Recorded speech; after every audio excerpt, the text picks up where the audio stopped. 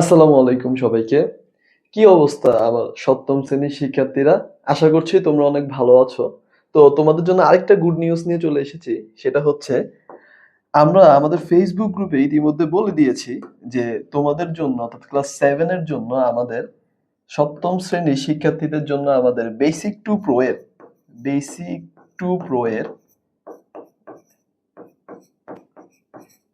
Two pro সিরিজের সম্পূর্ণ free একটি প্লেলিস্ট অর্থাৎ বিজ্ঞানের উপরে আমার সম্পূর্ণ ফ্রি প্লেলিস্ট অলরেডি আমরা কিন্তু ঘোষণা করে দিয়েছি।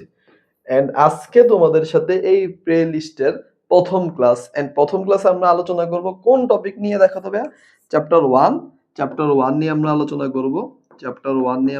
করব। নিম্ন শ্রেণীর জীব। চ্যাপ্টার 1 নিম্ন শ্রেণীর জীব নিয়ে।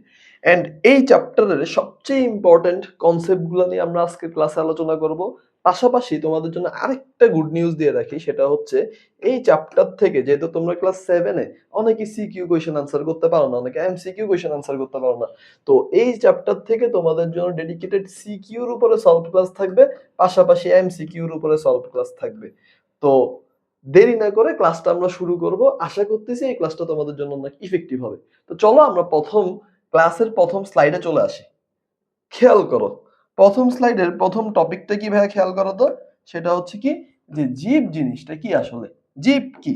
তো তোমরা তোমরা নরমালি আমাকে বলতে পারো যে স্যার জীব মানে হচ্ছে যার প্রাণ আছে, যার কি আছে, প্রাণ আছে। তো আমরা একটু দেখিনি আসলে জীব জিনিসটা কি। জীবের ইংলিশ টার্মসটা কি খেয়াল করো তো, অর্গানিজম। জীবের ইংলিশ টার্মসটা কি ভাইয়া, অর্গানিজম।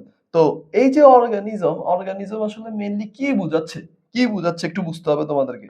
মেইনলি এটা কি বোঝাচ্ছে খেয়াল করো, আমাকে বলতেছে এমন একটি জৈবিক সত্তা যা কোষ দিয়ে গঠিত। অর্থাৎ জীব জিনিসটা কি ভাইয়া, খেয়াল করো, জীব হচ্ছে যে কি দ্বারা গঠিত, স্যার? জীব হচ্ছে কোষ দ্বারা গঠিত।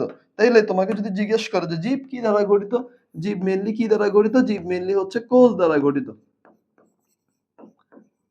কোষ দ্বারা গঠিত। ওকে, ক্লিয়ার? আশা করতেছি বুঝতে পারছো। আফটার দেন কি বলতেছে খেয়াল করো তো, যার মধ্যে নির্দিষ্ট কিছু জীবন লক্ষণ বিদ্যমান, মানে জীবন কিছু লক্ষণ আমি পাচ্ছি। তার মধ্যে এক্সাম্পল কি, জীবের কিছু এক্সাম্পল আমরা একটু দেখি। ঠিক আছে, এক্সাম্পল আমরা একটু দেখি। তার মধ্যে কিছু এক্সাম্পল আমরা যদি দেখি, পশু পাখি, গাছপালা, কীট পতঙ্গ, মানুষ। আমরা নরমালি আশেপাশের যে পরিবেশ দেখতেছি, পরিবেশের মধ্যে অনেক জীব দেখতে পাই, তার মধ্যে এই যে এগুলো নরমাল এক্সাম্পল।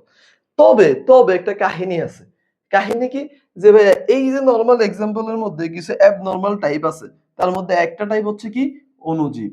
ওকে, এই যে নরমাল জিনিস যেটা আমরা খালি চোখে দেখতে পাই না, খালি চোখে সহজে আমাদের কি অনুভূতি আমরা অনুভব করতে পারি না, খালি চোখে দেখতে পারি না, এই জিনিসটাই হচ্ছে কি আমার মূলত কি, অণুজীব।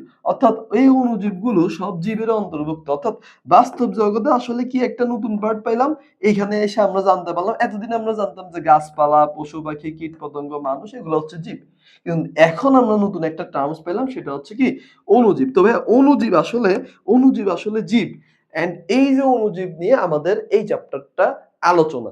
এন্ড এই চ্যাপ্টারে আমরা মেইনলি পড়বো বিভিন্ন ধরনের নিম্ন শ্রেণীর জীব, নিম্ন শ্রেণীর অণুজীবগুলো, ঠিক আছে, ওরা কিভাবে বংশ বিস্তার করে, ওদের কি কি টাইপস আছে, কি কি রাজ্য আছে, সেই জিনিসগুলো নিয়ে। ঠিক আছে, তো খুব ইম্পর্টেন্ট একটা ক্লাস হতে যাচ্ছে, ভালো করে আমরা একটু মনোযোগ দিই। ওকে, আমরা এবার পরের পার্টে চলে আসি। এই যে অণুজীব পড়তেছিলাম, এই যে অণুজীব নিয়ে আলোচনা করতেছিলাম, অণুজীব নিয়ে আলোচনা করতে করতে আমাদের প্রথম কনসেপ্ট কি চলে আসলো, খেয়াল করো তো ভাইয়া। প্রথম কনসেপ্ট চলে আসলো যে কি, আমার হচ্ছে যে নিম্ন শ্রেণীর জীব। ঠিক আছে, নাম শুনে বুঝতেছো নিম্ন মানে কি, নিম্ন মানে কি বলো তো ভাইয়া। নিম্ন মানে হচ্ছে নিচ। ঠিক আছে, নিম্ন মানে হচ্ছে যে নিচু, নিচু প্রজাতির, নিচু। ওকে, তো নিম্ন শ্রেণীর জীব মানে কি বুঝাচ্ছে তাহলে? নিম্ন শ্রেণীর জীব মানে হচ্ছে যে নিচু নিচু যে শ্রেণীটা আছে সেটার জীব। তো কাকে বলে নিম্ন শ্রেণীর জীবটা, আসলে কাকে বলে ভাই? কি লিখবো পরীক্ষা যদি আসে? যে সকল জীবের শারীরিক গঠন অত্যন্ত সরল, খেয়াল করো, শারীরিক গঠনটা কি অত্যন্ত সরল, সাধারণত একটি মাত্র কোষ দ্বারা গঠিত। ভাইয়া আমরা যে নরমাল প্রাণীগুলো দেখি, নরমাল যে জীবগুলো আছে, জীবগুলো কি দ্বারা গঠিত?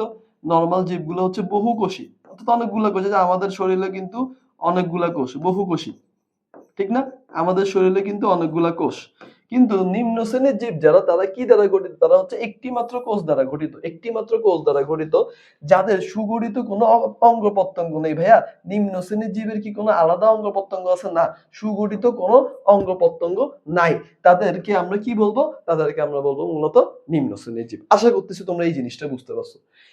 এই ধরনের জীবগুলো আকার এতই ছোট হয় যে এই যে নিম্ন শ্রেণীর জীব যে আমি নিচ্ছিলাম, এই যে নিম্ন শ্রেণীর জীব আমি পড়তেছি, ঠিক আছে, এই নিম্ন শ্রেণীর জীবের আকার কি খুব ছোট, আকার খুব ছোট, আকার খুব ছোট, ঠিক আছে, এতই ছোট হয় যে এদেরকে আমরা খালি চোখে দেখতে পাই না, এদেরকে আমরা কি করতে পারি না, খালি চোখে দেখতে পাই না। তার মানে খেয়াল করো তো ভাইয়া, তাহলে নিম্ন শ্রেণীর জীবগুলোকে কি আমরা খালি চোখে দেখতে পাই? নিম্ন শ্রেণীর জীবগুলোকে আমরা কি করতে পারি না, খালি চোখে দেখা যায় না, ঠিক আছে, নিম্ন শ্রেণীর জীবগুলোকে কি দেখা যাচ্ছে না ভাইয়া, খালি চোখে দেখা যাচ্ছে না। তাহলে স্যার এই যে নিম্ন শ্রেণীর জীব যে খালি চোখে দেখা যাচ্ছে না, তাহলে আমরা কিভাবে দেখবো? আমরা কিভাবে দেখবো, তোমরা এটা পারো কিনা? ঠিক আছে, যে নিম্ন শ্রেণীর জীবকে আমরা কিভাবে দেখতে পারি? ঠিক আছে, নিম্ন শ্রেণীর জীবকে ভাই আমরা কিভাবে দেখবো? নিম্ন শ্রেণীর জীবকে দেখার জন্য, এই যে খালি চোখে আমি দেখতে পাচ্ছি না, নিম্ন শ্রেণীর জীবকে দেখার জন্য আমরা কোন জিনিসটা ইউজ করব? আমরা ইউজ করব সরল অনুবীক্ষণিক যন্ত্র বা ইলেকট্রনিক অনুবীক্ষণিক যন্ত্র। এই জিনিসগুলো আমরা কিছুক্ষণ পরে পড়বো, ঠিক আছে। তাহলে ইম্পর্টেন্ট একটা লাইন আমি তোমাদেরকে বক্স করে দিই, যে কি, যে এই নিম্ন শ্রেণীর জীবকে কি করা যাচ্ছে না ভাইয়া, খালি চোখে কি করা যাচ্ছে না, দেখা যাচ্ছে না। ওকে, ক্লিয়ার? আশা করতেছি বুঝতে পারছো। এবার আমরা পরের টার্মসে চলে আসি। এই জিনিসটা দেখার জন্য আমাদেরকে, এই যে এদেরকে দেখার জন্য আমাদের কি লাগবে? অনুবীক্ষণিক যন্ত্রের প্রয়োজন হবে। নিম্ন শ্রেণীর জীবের প্রধান বৈশিষ্ট্য, নিম্ন শ্রেণীর জীবের কিছু বৈশিষ্ট্য আছে, এই বৈশিষ্ট্যগুলো আমাদেরকে জানতে হবে। কি কি বৈশিষ্ট্য আছে ভাইয়া? মুখস্থ করা যাবে না, বুঝে বুঝে পড়তে হবে। দেখো প্রথমে আমি বলতেছি নাকি এরা হচ্ছে সাধারণত কি সরল, তার মানে নিম্ন শ্রেণীর জীবের গঠনটা কি? নিম্ন শ্রেণীর জীবের গঠন হচ্ছে কি? প্রথম কথা হচ্ছে এরা সরল গঠনের, ঠিক আছে, এদের দেহে কোনো ধরনের জটিল কলা বা টিস্যু অঙ্গ প্রত্যঙ্গ তৈরি হয় না, ঠিক আছে, তৈরি নয়, ঠিক আছে, মানে এদের দেহে সাধারণত তৈরি হয় না, এগুলা জটিল কিছু না। এককোষী বা অসরল, ঠিক আছে, এরা এককোষী হইতে পারে অথবা অসরল বহুকোষী, এরা অধিকাংশ এক কোষ দ্বারাই, ঠিক আছে, এক কোষ দ্বারাই জীবন ধারণের, ঠিক আছে, সব কাজ করতে পারে। যেমন কি এরা একটা কোষ দিয়ে খাওয়া, একটা কোষ দিয়ে নিঃশ্বাস নেওয়া, একটা কোষ দিয়ে শিকার করা, সবকিছু এরা কিন্তু একটা কোষ দিয়ে সম্পূর্ণ করে। ওকে, সুগঠিত নিউক্লিয়াসহীন, এদের কি নাই? এদের নির্দিষ্ট সুগঠিত কোনো কি নাই ভাইয়া? নিউক্লিয়াস নাই, ঠিক আছে, এদের নির্দিষ্ট সুগঠিত কোনো কি নাই? নিউক্লিয়াস নেই, অর্থাৎ এদের নিউক্লিয়াসটা কি, মানে সুগঠিত থাকে না। এটার জন্য তো, যেহেতু নিউক্লিয়াসটা সুগঠিত থাকে না, তাহলে তো ওরা কি নিম্ন শ্রেণীর জীব, ঠিক না? যেহেতু নিউক্লিয়াসটা কি নাই, সুগঠিত নাই, যেহেতু নিউক্লিয়াসটা মানে গঠনটা সুন্দর না, ঠিক আছে, পর্যাপ্ত পরিমাণে নিউক্লিয়াসটার গঠন নাই। আমাদের শরীরে যেরকম আমাদের যেমন নিউক্লিয়াস থাকে, নিউক্লিওলাস থাকে, নিউক্লিয়াস মেমব্রেন থাকে, নিউক্লিয়াস পর্দা থাকে, এই জিনিসগুলো কিন্তু ওদের দেহে কি, ওদের নিউক্লিয়াসের মধ্যে নাই। যার ফলে তারা কি, তারা হচ্ছে যে কি, আমরা তাদেরকে কি বলতে পারি, তারা হচ্ছে যে সুগঠিত নিউক্লিয়াস কি তাদের মধ্যে আমরা পাচ্ছি না, ঠিক আছে। এন্ড আফটার দেন আকার, এরা সাধারণত অনুবীক্ষণিক, ঠিক আছে, এরা কি সাধারণত ভাইয়া, এরা সাধারণত অনুবীক্ষণিক, খুব ইম্পর্টেন্ট একটা লাইন, ঠিক আছে, অনুবীক্ষণিক মানে হচ্ছে খুব ক্ষুদ্র, যার ফলে খালি চোখে আমি দেখতে পাচ্ছি না, আমাকে ওদেরকে দেখতে হলে অনুবীক্ষণ যন্ত্রের সাহায্য নিতে হবে। আশা করতেছি এই জিনিসটা তোমরা বুঝতে পারছো। ওকে, তো পরের পার্টটা একটু খেয়াল করি ভাইয়া। এবার আমরা এতক্ষণ নিম্ন শ্রেণীর জীব জানছি, তো নিম্ন শ্রেণীর জীবের মধ্যে আমরা একটা পার্ট পেলাম কি? অণুজীব। অনু মানে হচ্ছে ছোট, আর জীব মানে হচ্ছে জীব। তো ছোট জীব, ছোট প্রাণ বিশিষ্ট কারা আছে বা ছোট জীব কারা? খেয়াল করো, অনুজীব আগে কাকে বলে সেটা একটু জেনে নি, ঠিক আছে, আগে আমরা প্রথমে কি জেনে নি, যে অনুজীব কাকে বলে। অনুজীব কাকে বলে? ওকে, অনুজীব কাকে বলে?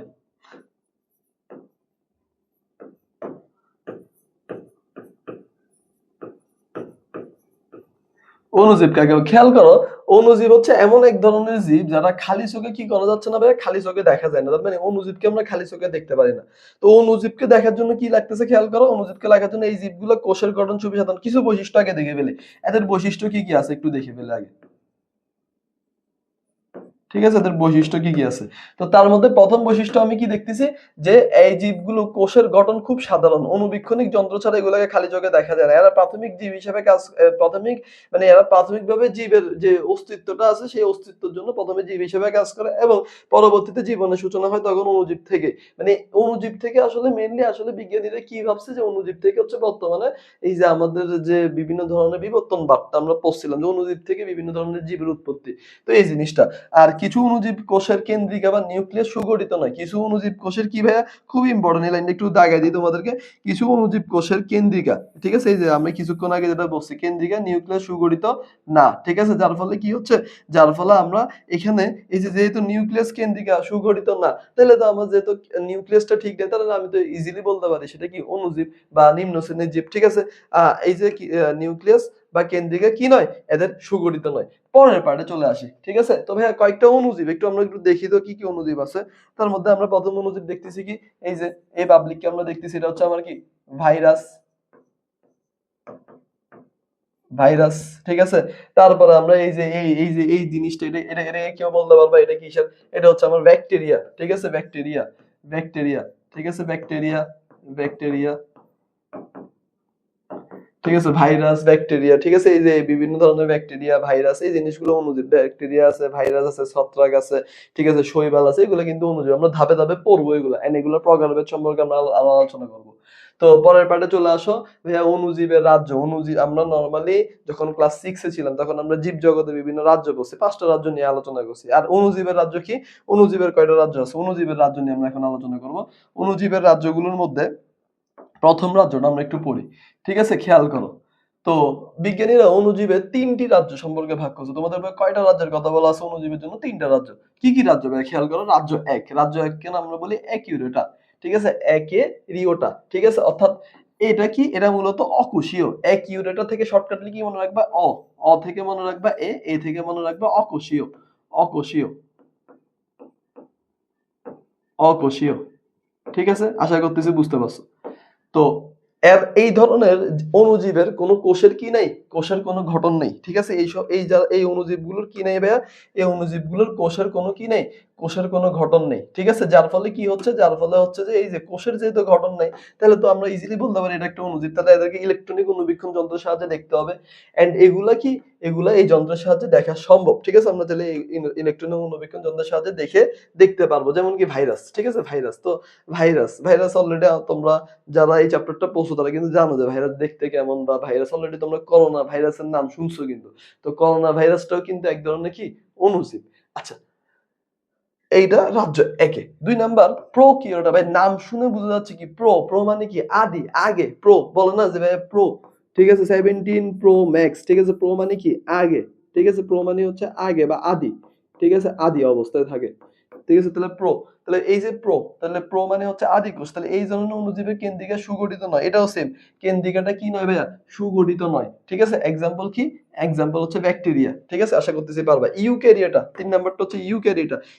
ইউক্যারিওটা মানে একটু, এই যে দেখো প্রথমটা একদম বেশি লো লেভেল, এটা হচ্ছে একদম লো, এটা একটু লো থেকে লো এর থেকে একটু উপরের দিকে আছে, আর এটা হচ্ছে মোটামুটি একটু লো এর মধ্যে একটু বেশি ভালো আর, ঠিক আছে। এটা একটু কম ভালো, এটা সবচেয়ে বড়, এটা সবচেয়ে বেশি ভালো, এটা একটু কম ভালো, এটা আরো কম ভালো, ঠিক আছে, এটা একদম কম ভালো। তাহলে ইউক্যারিওটা মানে হচ্ছে প্রকৃত কোষ। এই অণুজীবগুলো কোষের কেন্দ্রিকা সুগঠিত থাকে, ঠিক আছে। এই যে দেখো আস্তে আস্তে সুগঠিত হওয়া শুরু হয়েছে, ঠিক আছে। তার মধ্যে এক্সাম্পল হিসেবে আমরা দেখতেছি শৈবাল, দেন হচ্ছে ছত্রাক, দেন হচ্ছে প্রোটোজোয়া, ঠিক আছে। আমরা আমাদের বইয়ে মূলত তোমাদের বইয়ে শৈবাল ছত্রাক পর্যন্ত আলোচনা করা আছে, ভাইরাস, ব্যাকটেরিয়া, শৈবাল, ছত্রাক, ঠিক আছে। এন্ড এখানে আরেকটা এক্সাম্পল বলে দিছি কি প্রোটোজোয়া। আশা করতেছি এই জিনিসটা তোমরা বুঝতে পারছো, ঠিক আছে। তো পরের পার্টটাতে চলে আসি ভাইয়া।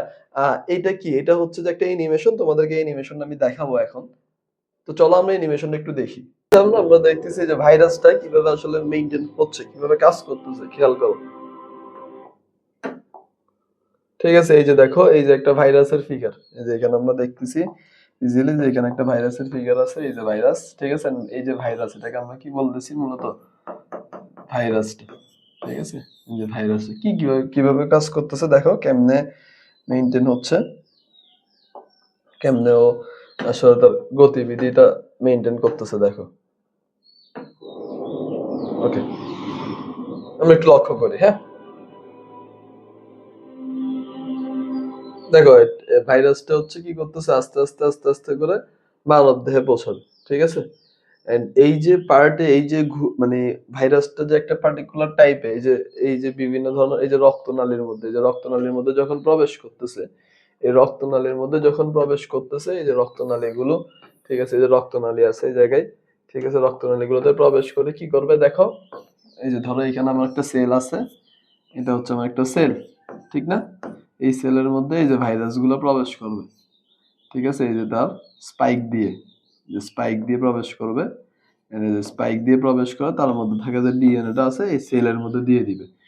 এই সেলের সাথে সেলে থাকা যে ডিএনএ আর নর্মাল যে কোষের যে নিউক্লিয়াস, দুটো ডিএনএ একসাথে, যে ডিএনএটা আর একটা নিউক্লিয়াসের সাথে, ঠিক আছে, তখন হচ্ছে যে নিউ ভাইরাস সেল তৈরি করবে।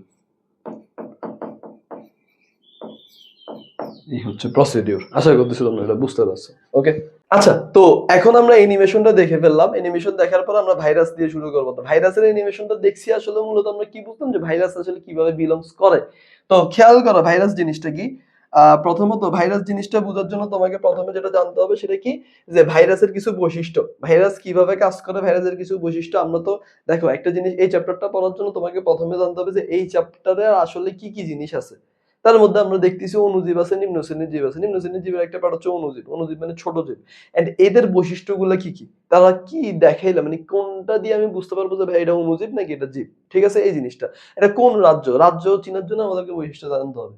তো ভাইরাস, খেয়াল করো ভাইরাস ইলেকট্রনিক অণুবীক্ষণ যন্ত্র ছাড়া ভাইরাসকে আমরা দেখতে পারি না। ভাইরাসদেরকে কি করতে পারবো না, আমরা দেখতে পারবো না। তাহলে ভাইরাস দেখার প্রথম শর্ত হচ্ছে আমাদেরকে ইলেকট্রনিক অণুবীক্ষণ যন্ত্র লাগে। নাম্বার পয়েন্ট আমরা একটু খেয়াল করি। 2 নাম্বার পয়েন্টটাতে কি বলতেছে, এরা সরলতম গঠনের, মানে এদের গঠনটা একদম সিম্পল, সরলতম গঠনের। এখন এদের কোষ প্রাচীর থাকবে, কখনো থাকবে না। প্লাজমা লেমা থাকবে, এটাও থাকবে না। সুসংগঠিত নিউক্লিয়াস, এটাও থাকবে না। ঠিক আছে, এন্ড এর ভাইরাসটার দেহটা কি, এদের দেহটা হচ্ছে অকোষীয়, এদের নির্দিষ্ট পরিমাণে কি নাই, কোষ নাই। ঠিক আছে, এরা শুধুমাত্র কি রয়েছে, এদের শুধুমাত্র কি রয়েছে, এদের শুধুমাত্র আমিষ আবরণ। ঠিক আছে, এদের শুধুমাত্র কি আবরণ রয়েছে ভাইয়া, এদের শুধুমাত্র আমিষ আবরণ এবং নিউক্লিক অ্যাসিডের কি, নিউক্লিক অ্যাসিড, অর্থাৎ এদের যে ডিএনএটা আছে সেটা হচ্ছে কি, এদের যে ডিএনএটা আছে সেটা হচ্ছে নিউক্লিক অ্যাসিডের তৈরি। ঠিক আছে, নিউক্লিক অ্যাসিডের ডিএনএ বা আরএনএ নিয়ে গঠিত। ঠিক আছে, এরা নিউক্লিক অ্যাসিডের যে ডিএনএটা আছে বা আরএনএটা আছে সেটা দ্বারা গঠিত। ওকে, আশা করতেছি বুঝতে পারছো। ঠিক আছে, এদের আমিষের আবরণ থাকে, আমিষের আবরণ থেকে নিউক্লিক অ্যাসিড বের হয়ে গেলে এরা জীবনের লক্ষণ হারিয়ে, মানে এদের যে সকল যে লক্ষণগুলা আছে, ঠিক আছে, এদের লক্ষণগুলা এরা কি করে, এই যে লক্ষণগুলা এরা কি করে, হারিয়ে ফেলে। তবে অন্য জীব দেহে যেই মাত্র আমিষের আবরণ নিউক্লিক অ্যাসিড একত্র করা হয় তখন জীবের লক্ষণ ফিরে পায়। মানে এই জিনিসটা আমি তোমাদের একটু সহজ করে বলি, ধরো একটা ভাইরাস দেখতে আসলে কি রকম, দেখো এই যে একটা ভাইরাস দেখতে কাইন্ডা এরকম।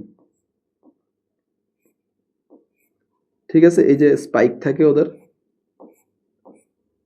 ঠিক আছে, এরকম মানে একটু বিভৎস টাইপের ভাইরাস। ঠিক আছে, এগুলো তো এই জায়গায় ওদের হচ্ছে যে নিউক্লিয়াসটা আছে, যে ডিএনএটা আছে, সেই ডিএনএটা এখানে থাকে।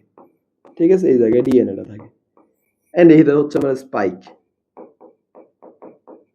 এটা হচ্ছে আমার কি, এটা হচ্ছে আমার স্পাইক। ঠিক আছে, তো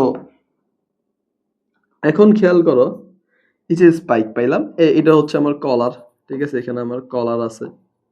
ঠিক আছে, কলারটা আছে এখানে। তো এই যে বিভিন্ন টার্মস আছে, আরো কিছু কিছু টার্মস দেখাবো আমি আস্তে আস্তে। তো এই ডিএনএটা যখন যখন জীব দেহের সন্ধান পায়, জীব দেহের যখন সন্ধান পায়, তখন সেটা জীবিত হয়ে যায়। এন্ড ভাইরাস তখন তার কি, তার বাস্তবতা, মানে ওইখানে যখন একটা নতুন শরীরের প্রাণের সন্ধান পায় তখনই ভাইরাসটা আক্রমণ করা শুরু করে বিভিন্ন ধরনের। আমরা ইন্টারমিডিয়েটে যখন তোমরা যাবো, যদি এখন 7 এ দেখবে যে ভাইরাস 2 ধরনের টার্মসে কি করে, মানুষের শরীরকে অ্যাটাক করে। ব্যাকটেরিওফাজ ভাইরাসের একটা পার্ট আছে, টি2 ফাজ ভাইরাস। ঠিক আছে, ব্যাকটেরিওফাজ ভাইরাস। তো এই যে পার্টগুলো আছে সেগুলো তোমরা তখন জানবে। তবে এখন জেনে রাখো যে জীব দেহে যে তারা অ্যাটাক করে তারা জীবিত হয়। ঠিক আছে, এন্ড এই যে পার্টটাতে খেয়াল করো, পরের পার্টটা কি বলতেছে ভাই, খেয়াল করো। পরের পার্টটা বলতেছে যে অর্থাৎ জীবিত জীবদেহ ছাড়া জীবদেহের বাইরে এদের কোনো জীবনের লক্ষণ দেখায় না। অর্থাৎ দেখো আমি যেটা বলতেছিলাম যে ভাইরাস এই অবস্থায় কিন্তু কি মৃত। এই অবস্থায় ভাইরাস হচ্ছে মৃত। যখন জীবদেহের সংস্পর্শে আসবে তখনই কি পাবে, তখনই জীবনের সন্ধান পাবে, তখনই জীবিত হবে। এই কারণে ভাইরাস হচ্ছে কি প্রকৃত পরজীবী।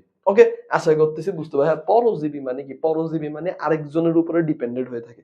পরজীবী মানে মেনলি ভাইরাস, এই পাবলিক হচ্ছে আরেকজনের উপর ডিপেন্ডেন্ট। আরেকজন যেটা করতে চায় আরেকজনের দেহকে ইউজ করে, আরেকজনের বডি ইউজ করে, আরেকজনের জীবন, এই যে দেখো জীবকোষে যে জীবিত হয়ে গেছে, মানে এই জিনিসটাকে ইউজ করে ও কি করতেছে, ও মূলত ঠিক আছে জীবনের সন্ধান পাচ্ছে, ওর যে এনার্জি আছে বা খাদ্য বা ওর যে তোমার হচ্ছে বংশবৃদ্ধি বা কোষের যে রূপান্তর সেই জিনিসগুলো করে থাকে। ওকে, এবার পরের পার্টে চলে আসি। ভাইরাসের মধ্যে ব্যাকটেরিওফাজ একটি পরিচিত ভাইরাস, আমরা অলরেডি বলে ফেলছি তোমাকে যে ব্যাকটেরিওফাজ কিন্তু খুব ইম্পর্টেন্ট পরিচিত একটা ভাইরাস। ঠিক আছে, তারপরে খেয়াল করো ভাইরাস কি কি আকার হয়, ভাইরাস হচ্ছে গোলাকার হয়, দন্ডাকার হয়, ব্যাঙাচির ন্যায় হয়, এন্ড পাউরুটির আকার হইতে পারে। খুব ইম্পর্টেন্ট, একটু ভালো করে পড়ো। ঠিক আছে, এটা একটু ভালো করে পড়ো, খুব ইম্পর্টেন্ট একটা এক্সাম্পল। ভাইরাস মানবদেহে বসন্ত কি কি রোগ তৈরি করে খেয়াল করো, বসন্ত, হাম, সর্দি, ইনফ্লুয়েঞ্জা। ঠিক আছে, বসন্ত, হাম, সর্দি, ইনফ্লুয়েঞ্জা, এগুলো একটু মনে রাখতে হবে। ধানের টুংলো রোগ, ঠিক আছে, এটা এটা শর্টকাট কি ভাইয়া, ঠিক আছে, এটা শর্টকাটটা মনে রাখতে পারো, এটার একটা শর্টকাট বলে দিই, এটার একটা শর্টকাট বলে দিই যে ভাই এই যে ভাইরাসের রোগের যে আমাদের বইয়ে এক্সাম্পল গুলো আছে সেগুলো শর্টকাটটা কি, ঠিক আছে, এটাকে মনে রাখতে পারো হাসবো, কি দিয়ে মনে রাখতে পারো, হাস বো। ধরো তুমি অনেক তোমার বন্ধু বান্ধবদের সাথে কথা বলো, তোকে কিভাবে কথা বলো, হেসে হেসে কথা বলো, তখন তুমি বললো যে বন্ধু আমি হাসবো, হা থেকে মনে রাখবে কি, হা থেকে তুমি মনে রাখতে পারো, হা থেকে তুমি মনে রাখতে পারো এই যে হাম। ঠিক আছে, কি মনে রাখবো ভাইয়া, এই যে হাম। তিনটা শ থেকে মনে রাখবা সর্দি, আর ব থেকে মনে রাখবে বসন্ত। ঠিক আছে, তাহলে হাসবো দিয়ে মনে রাখতে পারো। ওকে, ধানের টুংরো রোগ আর তামাকের মোজাইক রোগ। ঠিক আছে, খুব ইম্পর্টেন্ট, ধানের টুংরো রোগ আর হচ্ছে তামাকের মোজাইক রোগ, এগুলা কিন্তু কিসের কিসের এক্সাম্পল, ভাইরাসের কারণে হয়, ভাইরাসের উদাহরণ। ওকে, এইবার আমরা চলে আসি যে ভাইয়া ভাইরাসের চিত্র, ভাইরাস কিভাবে আমরা আঁকবো। ঠিক আছে, একদম সহজ একটা চিত্র তোমাদের জন্য এঁকে দিয়ে রাখছি ভাইয়া। ঠিক আছে, খেয়াল করো কি এটা সহজ কি চিত্রটা, খেয়াল করো যে ভাইরাসের প্রথম পার্টে কি থাকে, মাথা থাকে, আমি তোমাদেরকে বলছিলাম এই যে এরকম চিত্র। ঠিক আছে, এই যে এরকম, এই যে এইভাবে করে আঁকবা। ঠিক আছে, এই যে দেখো আমি দেখাচ্ছি, এই যে এটা, ঠিক আছে, এই যে এই পার্ট, ঠিক আছে, দেন হচ্ছে স্পাইক দিবা। ঠিক আছে, ভাইরাসের পা, এই যে স্পাইক। ঠিক আছে, এই যে এখানে একটা বেস প্লেট থাকবে। ঠিক আছে, এখান থেকে কি হবে, ভাইরাসের পা গুলো ছড়া যাচ্ছে। ঠিক আছে, এই যে একদম ইজি। এন্ড এইখানের মধ্যে কি আছে, এখানের মধ্যে যে কোষটা আছে, ডিএনএ কোষটা, সেলটা। ঠিক আছে, ওকে, তো স্পর্শক তন্তু আছে, এই যে কলার আছে, এই যে কলারটা। ঠিক আছে, এই যে লেজ, ঠিক আছে, এই টার্মসটা হচ্ছে লেজ, এই দুইটা টার্মস হচ্ছে কলার, যে কিছুক্ষণ আগে যেটা দেখালাম, সামনের দিকের পার্টটা কলার থাকে, দেন হচ্ছে এখানে ডিএনএ থাকতেছে, এখানে মাথা থাকতেছে। ঠিক আছে, এটা বেস প্লেট, এটা হচ্ছে স্পাইক, এটা হচ্ছে টি টু ফাস্ট ভাইরাস। ঠিক আছে, টি টু ফাস্ট ভাইয়া, এটা এই ভাইরাসটাকে আমরা কিভাবে দেখবো এর পুরো আবরণটাকে কিন্তু আমরা বলি কাসপিড আবরণ। ঠিক আছে, ভাইরাসটাকে আমরা দেখার জন্য এই যে অনুবীক্ষণিক যন্ত্র ইউজ করবো। ভাইয়া আমরা যে করোনা ভাইরাসের কথা শুনি, করোনা ভাইরাস দেখতে কেমন, এই যে করোনা ভাইরাস। ঠিক আছে, এই যে করোনা ভাইরাস। ঠিক আছে, করোনা ভাইরাসটা দেখতে কেমন দেখো। ঠিক আছে, এই যে দেখো কত মানে বিভৎস টাইপের দেখাচ্ছে। ঠিক আছে, এই যে করোনা ভাইরাসের উপরে থাকে এনভেলপ প্রোটিন, এই যে প্রোটিন গুলা যায় আগে কোন, এই যে আমাদের শ্বাসনালীতে যে এটা বসার পরে কি করে ভাইরাসটা, এই যে এনভেলপটা পর্দাটা ভেদ করে ডিএনএটা তোমার কোষের মধ্যে ছেড়ে দেন, কোষে ও হচ্ছে তোমার কোষকে ইউজ করে বংশবৃদ্ধি করে, এন্ড এই বিভিন্ন ধরনের আরো ভাইরাস ক্রিয়েট করে তোমার শরীরকে কি করতেছে, ড্যামেজ করে দিচ্ছে। আশা করতেছি এই জিনিসটা বুঝতে পারছো। আফটার দেন খেয়াল করো, আফটার দেন ভাইরাসের মধ্যে ব্যাকটেরিয়াফাজ একটা পরিচিত ভাইরাস, এন্ড এই ভাইরাসটা কি কি আকৃতির হয়, ভাইরাসের মধ্যে সবচেয়ে ইম্পর্টেন্ট ভাইরাসটা কি আমরা দেখতেছি যে ব্যাকটেরিওফাজ। ঠিক আছে, ব্যাকটেরিওফাজ একটা ভাইরাস আমরা দেখতেছি, এন্ড এটা হচ্ছে সবচেয়ে পরিচিত একটা ভাইরাস। তো এটা কি আকৃতির হয়, এটা হচ্ছে গোল আকৃতির হয়, গোলাকার হয়, দন্ডাকার হয়, ব্যঙ্গা চিহ্ন হয়, অনেক সময় পাউরুটির ন্যায় হয়, আমরা এটা অলরেডি বলছি। ঠিক আছে, কিসের ন্যায়, পাউরুটির ন্যায়। ঠিক আছে, মানে পাউরুটি দেখতে যে আকৃতি ওই রকম। এন্ড ভাইরাসটা মানব দেহে বসন্ত হাম, এই যে বসন্ত হলে হাসবো। ঠিক আছে, বসন্ত হাম শুনতেই ইনফ্লুয়েঞ্জা ইত্যাদি রোগ সৃষ্টি করে। ঠিক আছে, বসন্ত হাম, এই যে এগুলো হচ্ছে কি রোগ। ঠিক আছে, এটা একটু ইম্পর্টেন্ট লাইন। ঠিক আছে, যে কি কি বলছে ভাইয়া, খেয়াল করো কি ইম্পর্টেন্ট লাইন বলে দিচ্ছেন ভাইয়া। এই যে দেখো ভাইরাস মানব দেহে কি বসন্ত হাম যে তৈরি করতেছে। ঠিক আছে, বসন্ত হাম যে তৈরি করতেছে, তার মধ্যে একটা আমরা এক্সাম্পল দেখতেছি কি, যে বসন্ত হাম সর্দি ইত্যাদি বায়ুবাহিত রোগ। ঠিক আছে ভাই, বায়ুবাহিত রোগ কোনগুলো, খুব ইম্পর্টেন্ট, কোনটা বায়ু দ্বারা সংক্রমিত হয়, কোনটা বায়ুবাহিত রোগ। ঠিক আছে, এগুলো একটু মনে রাখতে হবে। তো বায়ুবাহিত রোগ যেমন ধানের টুকরো এবং তামাকের মোজাইক। ঠিক আছে, এইগুলো হচ্ছে যে ভাইরাসের কারণে, অলরেডি আমরা দেখিয়ে ফেলছি যে কেন ভাইরাসের কারণে এই জিনিসগুলো হয়। ওকে, তো পরের পার্টে চলে আসি, ভাইরাসের উপকারিতা। ভাই ভাইরাস থেকে আমি কি ধরনের হেল্প পাবো, ভাইরাস কি আসলে আমাদের জন্য দরকারি নাকি আমাদের জন্য শুধু ক্ষতিকর। হ্যাঁ, ভাইরাসের ক্ষতিকর দিক আছে, ক্ষতিকর দিকগুলো আমরা পড়বো, তবে উপকারিতাটা একটু জেনে নিই। দেখো ভাইরাসকে মারার জন্য ভাইরাসকে আমরা ইউজ করতে পারি। তার মানে খেয়াল করো যে বিভিন্ন রোগ যেমন বসন্ত এগুলো কিন্তু ভাইরাসের কারণে হচ্ছে, পোলিও এটাও ভাইরাসের কারণে, প্লেগ টিকা এগুলো ভাইরাস। তো ভাইরাসকে মারার জন্য আবার ভাইরাস, ঠিক আছে, বলো না কাঁটা দিয়ে কাঁটা তুলতে হবে, তো ভাইরাসকে দিয়ে ভাইরাসকে মারতে হবে। তো এই যে জিন প্রকৌশলে এই ভাইরাসগুলো ব্যবহৃত হচ্ছে, এন্ড এই ভাইরাস ব্যাকটেরিয়া জনিত যে রোগগুলো আছে সেগুলো প্রতিজন ভাইরাস ইউজ করে আমি তাহলে ব্যাকটেরিয়া জনিত যে রোগগুলো আছে সেগুলো প্রতিরোধ করতে পারবো।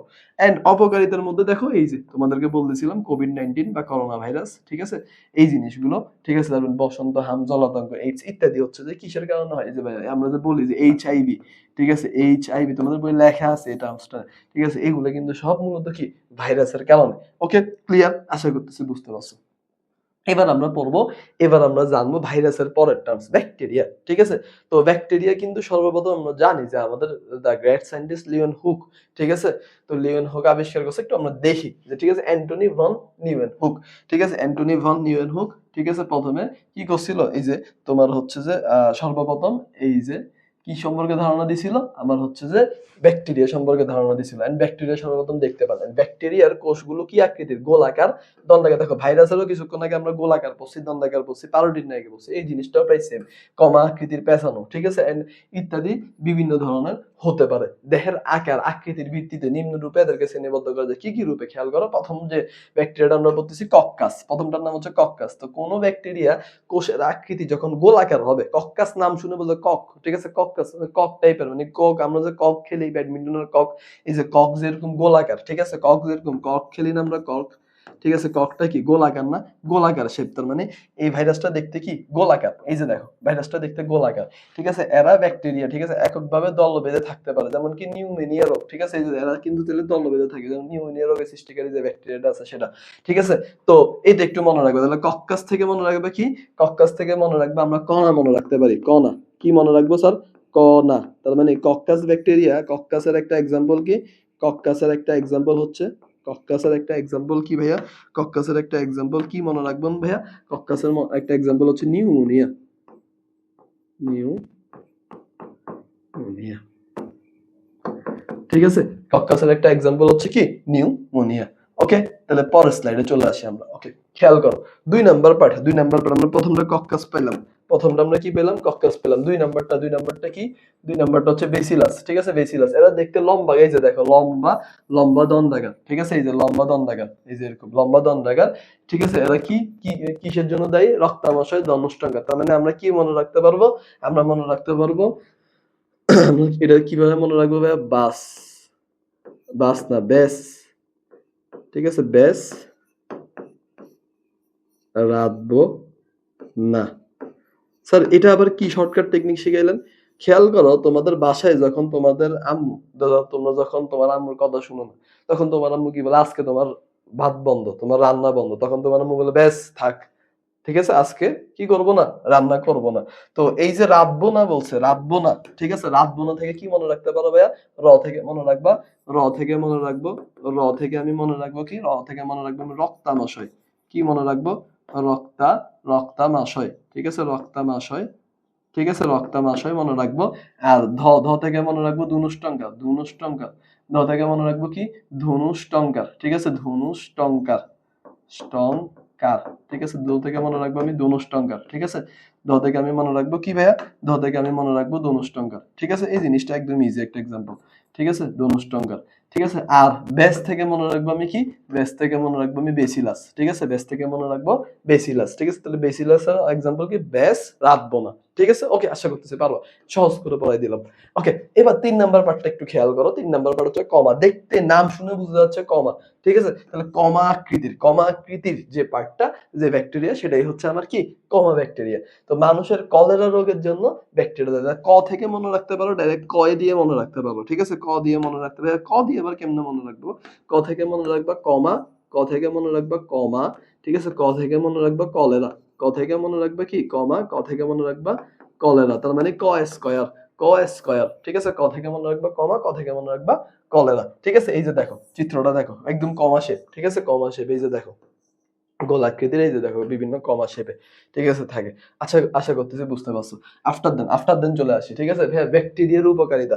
খুব ইম্পর্টেন্ট একটা লাইন দিছেন ভাইয়া, কি ব্যাকটেরিয়ার উপকারিতা। ব্যাকটেরিয়া দিয়ে আসলে আমাদের আলটিমেটলি কোনো লাভ হয়? হ্যাঁ, ব্যাকটেরিয়া দিয়ে কি কি লাভ হয় একটু খেয়াল করো। মৃত জীবদেহের যে আবর্জনা গুলো পড়ে থাকে, এগুলো কিন্তু সব ব্যাকটেরিয়ার কারণে মানে আমরা কি করতে পারি, পচাইতে পারি, ঠিক আছে। যে পচা জীবদেহ পচতে সাহায্য করে, ঠিক আছে। তোমরা নর্মালি যখন তোমার হচ্ছে যে বন খাও, ঠিক আছে, বা পাউরুটি খাও, দেখবে যে পাউরুটির মধ্যে এক ধরনের স্যাঁতসেঁতে নীল আকৃতির বিভিন্ন ধরনের ব্যাকটেরিয়া জমা হয়। এই জিনিসগুলো পচতে সাহায্য করে, ঠিক আছে। ব্যাকটেরিয়া কোনো কিছুকে পচতে সাহায্য করে। একমাত্র ব্যাকটেরিয়া এই প্রকৃতি থেকে সরাসরি মাটিতে নাইট্রোজেন সংবহন করে। খুব ইম্পর্টেন্ট একটা টার্মস, খুব ইম্পর্টেন্ট একটা টার্মস, স্টার মার্ক দিয়ে রাখলাম, ঠিক আছে। খুব ইম্পর্টেন্ট একটা টার্মস, ঠিক আছে। কি বলতেছে খেয়াল করো, একমাত্র ব্যাকটেরিয়া এই প্রকৃতি থেকে মাটিতে নাইট্রোজেন, ঠিক আছে। তাহলে কোন জিনিসটা নাইট্রোজেন সরবরাহ করে? কোন জিনিসটা নাইট্রোজেন সরবরাহ করে ভাইয়া বলো দেন? কোন জিনিসটা নাইট্রোজেন সরবরাহ করে? শুধুমাত্র ব্যাকটেরিয়া, ঠিক আছে। ব্যাকটেরিয়া প্রকৃতি থেকে কি করবে? প্রকৃতি থেকে নাইট্রোজেন সংবর্ধনে কি করে? সাহায্য করে। তার মানে ব্যাকটেরিয়া কি করতেছে? ব্যাকটেরিয়া হচ্ছে প্রকৃতি থেকে নাইট্রোজেন সংবোধন করণে, ঠিক আছে। ব্যাকটেরিয়া প্রকৃতি থেকে নাইট্রোজেন সংবোধন করণে কি করতেছে? সাহায্য করতেছে। পাট খেতে আঁশ ছাড়াতে ব্যাকটেরিয়ার প্রয়োজন হচ্ছে, ঠিক আছে। আমরা যখন পাট খেতে আঁশ ছাড়াবো, ঠিক আছে, তখনও ব্যাকটেরিয়ার প্রয়োজন হচ্ছে। দই তৈরিতে, যে দই তৈরিতে কিন্তু ব্যাকটেরিয়া লাগে, দই তৈরিতে ব্যাকটেরিয়ার সাহায্য লাগে। বিভিন্ন ধরনের জীব রক্ষাকারী অ্যান্টিবায়োটিক, ঠিক আছে, অ্যান্টিবায়োটিক, ঠিক আছে, অ্যান্টিবায়োটিক, এই যে দই তৈরিতে এগুলো কিন্তু ব্যাকটেরিয়া লাগবে। ব্যাকটেরিয়া মেনলি কি জিন প্রকৌশলের, ঠিক আছে, মূল ভিত্তি, ঠিক আছে। আমরা ব্যাকটেরিয়া কি ইউজ করে, ব্যাকটেরিয়াকে এখন প্রশ্ন করতে পারো ভাই জিন প্রকৌশলে ব্যাকটেরিয়া কিভাবে ইউজ হয়। একটা সহজ ভাবে বলে দিই, যদি ইন্টারমিডিয়েটের পড়া এটা।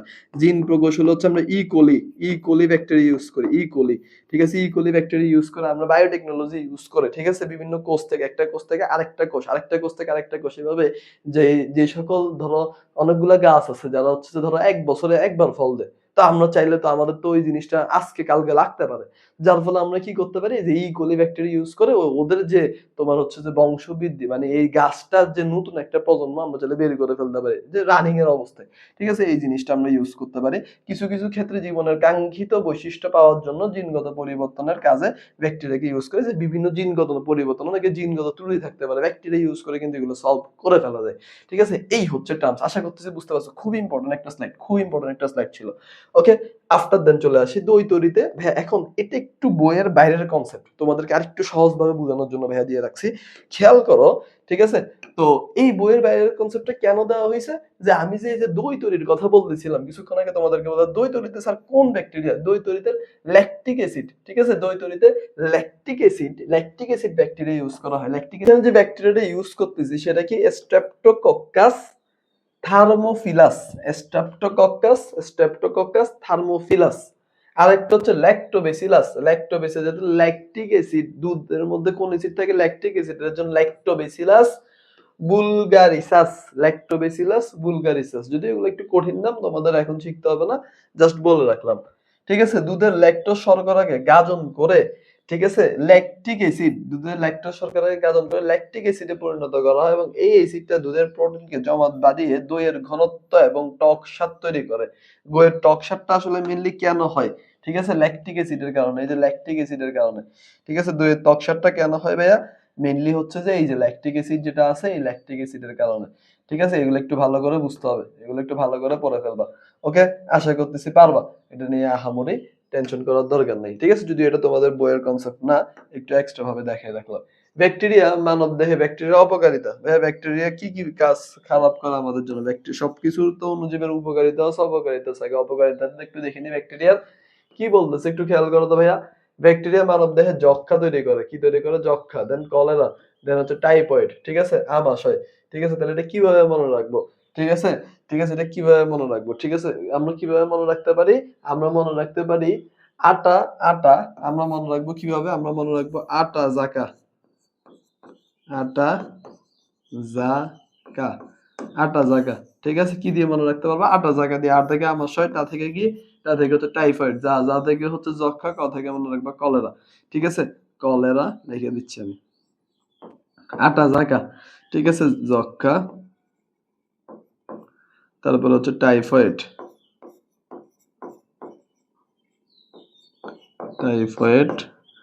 তারপরে হচ্ছে যে অ থেকে মনে রাখবো আমাশয়, ঠিক আছে, আমাশয়। ওকে, তো এই হচ্ছে আমার হচ্ছে মেইন পার্ট, ঠিক আছে? এই হচ্ছে আমার মেইন পার্ট, আমাশয়, টাইফয়েড, যক্ষা, কলেরা। আশা করতেছি এটা পারবা। ওকে, তো পরের পার্টে চলে যাবে। ছত্রাক, ছত্রাকের ইংলিশ টার্মসটা কি? ছত্রাকের ইংলিশ টার্মটা হচ্ছে ফানজি, ফানজি, ঠিক আছে? ফানজি। তো এই যে এটা মানে কি বুঝাচ্ছে আসলে? আমরা ছত্রাক বলতে বুঝাচ্ছি সমাঙ্গদেহী ক্লোরোফিল বিহীন অসবুজ জীব। এখন প্রশ্ন আসতে পারে ভাইয়া, প্রশ্ন আসতে পারে যে ভাই আহ সমাঙ্গদেহী, দেহী মানে কি? সমাঙ্গদেহী মানে আপনি কি বুঝাইছেন? সমাঙ্গদেহী মানে হচ্ছে যে, সমাঙ্গদেহী মানে কি বলতো? যার হচ্ছে যে নির্দিষ্ট পরিমাণের, ঠিক আছে, বা অবয়ব বিশিষ্ট অঙ্গ আছে, অর্থাৎ সমাঙ্গ মানে দেহ আছে, দেহ আছে, ঠিক আছে? কিছুক্ষণ আগে আমরা যেগুলো পড়তেছি সেগুলো কিন্তু নির্দিষ্ট পার্টিকুলার টাইপের দেহ বা বডি ফিক্স ছিল না। তো এইখানে কিন্তু ছত্রাকের শুরু হইলো সমাঙ্গ। এরা নিজের খাদ্য কি করতে পারে? নিজের সালোক সংশ্লেষণ করতে পারে না, ঠিক আছে? সালোক সংশ্লেষণ করতে পারে না, এরা পরজীবী, পরভোজী, ঠিক আছে? তারা নিজের খাদ্য নিজে তৈরি করতে পারতেছে না। এরা সালোক সংশ্লেষণ করতে কি করে না? পারে না। খুব ইম্পর্টেন্ট, একটু ভালো করে পড়ো, ঠিক আছে? এরা কি করতে পারে না ভাই? এরা সালোক সংশ্লেষণ করতে পারে না, ঠিক আছে? এরা হচ্ছে কি? সালোক সংশ্লেষণ করতে পারে না। ওকে, তারপরে এরা পরভোজী, ঠিক আছে? এরা কি? এরা হচ্ছে যে পরভোজী। এরা কি ভোজী ভাইয়া? এরা হচ্ছে পরভোজী, ঠিক আছে? পরভোজী ছত্রাক, ঠিক আছে? ছত্রাকরা, ঠিক আছে, পাশি, পশা, খাদ্যদ্রব্য এবং বিভিন্ন ফলমূল, ভেজা, রুটি, চামড়া ইত্যাদি গায়ে জন্মায়। মৃতভোজী ছত্রাকগুলো কি? যেগুলো পরভোজী ছত্রাক সেগুলো কি? নরমালি তো আমরা জানি ছত্রাক পরভোজী হয়। আর মৃতভোজী কি? মৃত বিভিন্ন যে জীবদেহগুলো আছে, এই জীবদেহের মধ্যে ওদেরকে দেখতে পাওয়া যায়। ঠিক আছে? মৃত যে জীবদেহগুলো আছে সেগুলোর মধ্যে কি?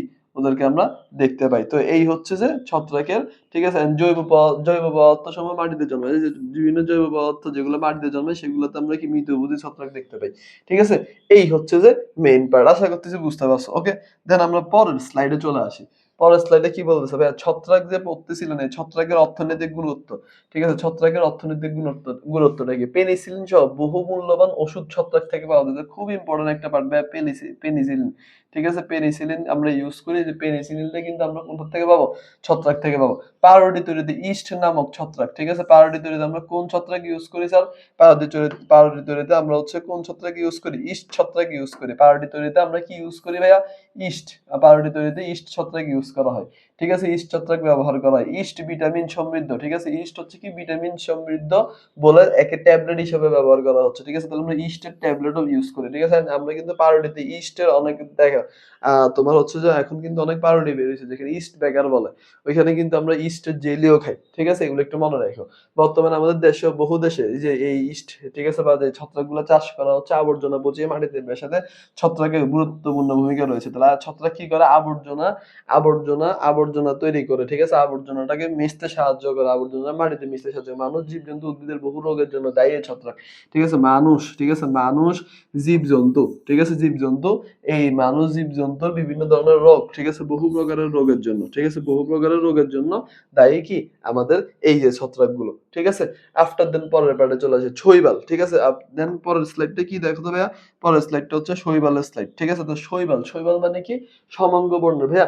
এই যে সমাঙ্গ বর্ণ পাইলাম, এইখানে আমরা পাইলাম কি? ক্লোরোফিল যুক্ত। এখানে আমরা কি পাইলাম? ক্লোরোফিল যুক্ত। আমরা এখন এখানে প্রথমে দেখতেছি যে এটা ক্লোরোফিল যুক্ত উদ্ভিদরাই, ঠিক আছে? শৈবাল মানে ক্লোরোফিল যুক্ত যে উদ্ভিদ সেটাই হচ্ছে আমার শৈবাল। এরা মাটিতে, পানি বা অন্যান্য গাছের উপরে জন্মায়। খুব ইম্পর্টেন্ট ভাইয়া। ঠিক আছে? তাহলে এরা কি করে?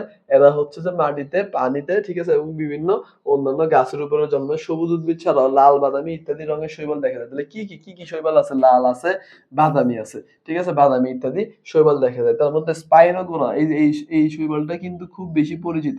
ঠিক আছে? এই শৈবালটা খুব বেশি পরিচিত। এটার নাম হচ্ছে স্পাইরোগোনা নামক শৈবাল। বেশিরভাগ জলাশয়ে পাওয়া যায়। তাই স্পাইরোগোনা শৈবালটা কোথায় পাবো ভাই আমরা? জলাশয়ে পাই। ঠিক আছে? খুব ইম্পর্টেন্ট কনসেপ্ট। আমি কিন্তু ধরে এই যে দেখো, দেখতে কেমন দেখায়, ঠিক আছে? দেখো, দেখতে কেমন দেখায়। ঠিক আছে? খুব ইম্পোর্টেন্ট। ঠিক আছে? খুব ইম্পোর্টেন্ট। এই যে শৈবালের চিত্রগুলো আমি দিয়ে রাখলাম। ঠিক আছে? খুব ইম্পোর্টেন্ট। এগুলো একটু ভালো করে পড়তে হবে। আচ্ছা, তো পরের স্লাইডে চলে আসি।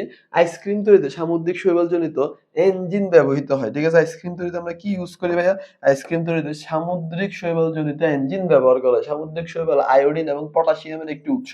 ঠিক আছে? খুব ভালোই, খুব ইম্পোর্টেন্ট লাইন, খুব ইম্পোর্টেন্ট লাইন। সামুদ্রিক শৈবালটা কিসের উৎস ভাইয়া? সামুদ্রিক শৈবালটা হচ্ছে পটাশিয়ামের। পটাশিয়াম এবং এই যে পটাশিয়াম এবং আয়োডিনের, ঠিক আছে? আয়োডিনের একটি অনেক ভালো উৎস। ঠিক আছে, একটু মনে রাখো।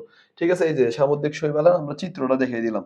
ঠিক আছে, এই যে এটা হচ্ছে সামুদ্রিক শৈবাল, এই যে দেখো সমুদ্রের নিচে আছে, এই যে সমুদ্রের মধ্যে ঠিক আছে এই যে সামুদ্রিক শৈবাল। ঠিক আছে, পরের পার্টে চলে আসো।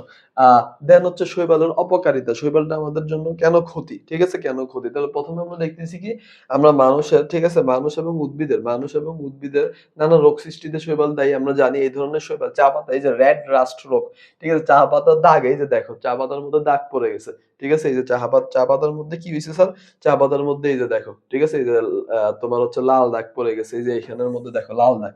ঠিক আছে, রেড রেড রাস্ট রোগ। ঠিক আছে, শৈবালের, ঠিক আছে, শৈবালের কারণে দেখা যায়, এবং মাছ এবং অক্সিজেনের অভাবে মারা যায়। এই যে দেখো, অক্সিজেনের অভাবে কি হচ্ছে, এই যে শৈবালের কারণে অক্সিজেনের অভাবে মরে যাচ্ছে। ঠিক আছে, তো দেখো এই যে শৈবাল কিন্তু আমাদের জন্য ক্ষতিও। ঠিক আছে, শৈবাল অক্সিজেনের অভাবে মাছগুলো মরে যাচ্ছে মূলত কিসের কারণে, অতিরিক্ত পরিমাণে শৈবাল বেড়ে গেলে। ঠিক আছে, তো আফটার দেন এমিবা। ঠিক আছে, শৈবালের পরের পার্ট চলে আসি আমরা এমিবা। এমিবা জিনিসটা কি, ঠিক আছে, প্রতিষ্ঠা রাজ্যের একটি সদস্যর নাম হচ্ছে কি, প্রতিষ্ঠা রাজ্যের একটা সদস্য হচ্ছে আমার কি, এমিবা। ঠিক আছে, এমিবা হচ্ছে কি কোষী জীব।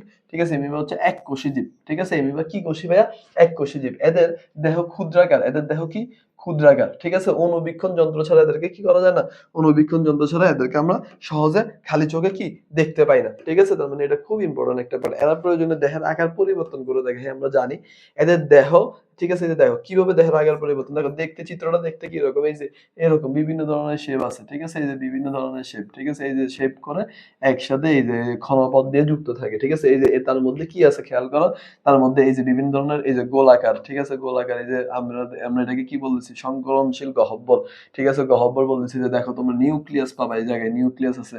দেন হচ্ছে তোমার যে পানির গহ্বর আছে, ঠিক আছে, ছোট ছোট কিছু পানির গহ্বর আছে, যে এটা হচ্ছে আমার ক্ষণপথ। ঠিক আছে, বিভিন্ন ধরনের পার্ট, এই যে দেখো বিভিন্ন বিভিন্ন টাইমে বিভিন্ন আকার ধারণ করতেছে। এখানে এক আকার, এখানে এক আকার, যখন ওর যেটা ভালো লাগে ওইরকম আকার ধারণ করে। এই যে এদের আঙ্গুলের মতো অভিক্ষেপকে, ঠিক আছে, এদের আঙ্গুলের মতো অভিক্ষেপকে কি বলতেছি আমরা, ক্ষণপথ বলতেছি। এদের সাহায্যে অ্যামিবা খাদ্য গ্রহণ এবং চলাচল করে। খুব ইম্পর্টেন্ট লাইন ভাইয়া, খুব ইম্পর্টেন্ট লাইন। তাহলে কিসের সাহায্যে অ্যামিবা খাদ্য গ্রহণ এবং চলাচল করে, কিসের সাহায্যে, এই যে ক্ষণপদের সাহায্যে কি করে, অ্যামিবা কি করতেছে, খাদ্য গ্রহণ এবং চলাচল করতেছে। কিসের সাহায্যে ভাইয়া, ক্ষণপদের সাহায্যে অ্যামিবা কি করতেছে, খাদ্য গ্রহণ এবং চলাচল করতেছে। খুব ইম্পর্টেন্ট, একটু ভালো করে পড়ে রাখবা।